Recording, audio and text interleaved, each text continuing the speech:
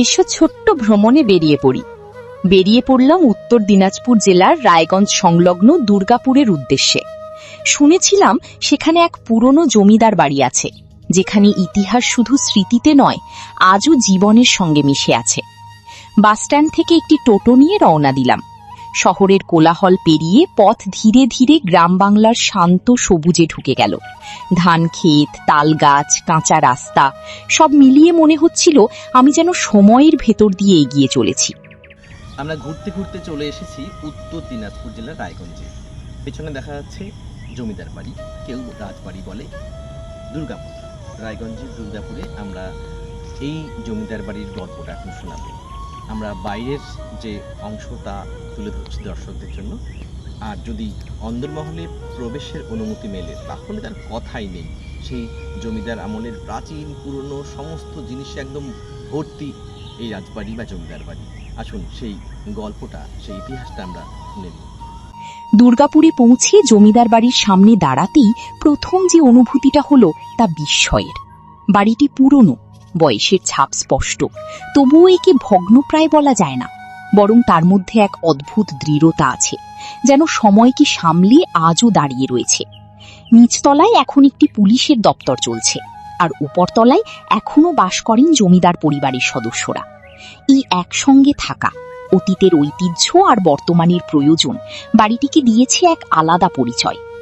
স্থানীয়দের সঙ্গে কথা বলে জানলাম এই বাড়ির দেখভাল এখন করেন মিনতি রায়চৌধুরী। তিনি এই জমিদার পরিবারের উত্তরসূরি, যিনি আজও যত্ন করে এই পুরনো প্রাসাদটিকে ধরে রেখেছেন। তার উপস্থিতি যেন বাড়িটির প্রাণ। পুরনো দরজা, বারান্দা, উঠোন সবকিছুতেই তার নজর আছে। মনে হলো তিনি শুধু একটি বাড়ি নয়, একটি সময়কে বাঁচিয়ে রেখেছেন। তার সাথে প্রহরীর মতো থেকে এই ঐশ্বর্যকে আগলে রেখেছেন তার দুই সুযোগ্য পুত্র পার্থ রায়চৌধুরী ও সিদ্ধার্থ রায়চৌধুরী। বাড়ির ভেতরে ঢুকে চারপাশে তাকাতেই যেন অতীতের শব্দ ভেসে এলো। কোথাও হয়তো একসময় কাছারি বসত, কোথাও উৎসবের আলো ঝলমল করত, কোথাও অতিথিদের আনাগোনা ছিল। দেয়ালের রং ম্লান, কাঠের দরজায় সময়ের দাগ, তবুও সবকিছুর মধ্যে এক গভীর ইতিহাস লুকিয়ে আছে। এখানে দাঁড়িয়ে বোঝা যায় জমিদারি প্রথা চলে গেলেও তার ছায়া এখনো মুছে যায়নি। দুপুর গড়িয়ে বিকেল নামার সঙ্গে সঙ্গে বাড়ির চারপাশে এক নরম নীরবতা নেমে এলো। মনে হচ্ছিল এই নীরবতার মধ্যেই হয়তো লুকিয়ে আছে বহু অজানা গল্প।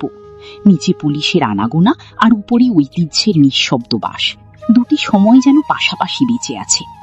ফেরার সময় পথটা একই রকম থাকলেও মনে হচ্ছিল আমি যেন আর আগের মতো নেই।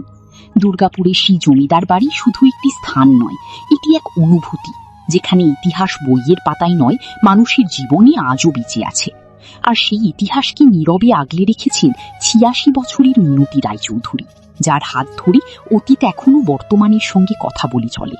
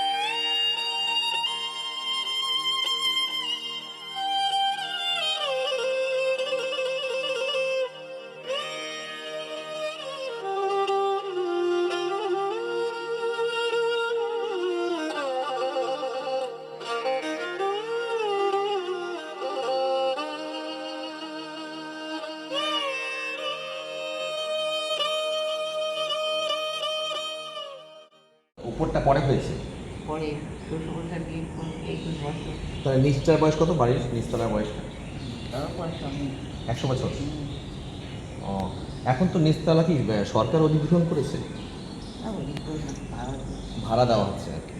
ও, তো এইটা কত কাঠার মতন মানে জায়গা সম্পূর্ণ, মানে কাঠা তো মানে বিঘা? 52 বিঘার মধ্যে এই সব লিচু বাগান, আম বাগান সব মিশানো, সঙ্গে বাড়িটা। তা তোমার এখানে এই বাড়িতে কত বয়স হলো আসছো?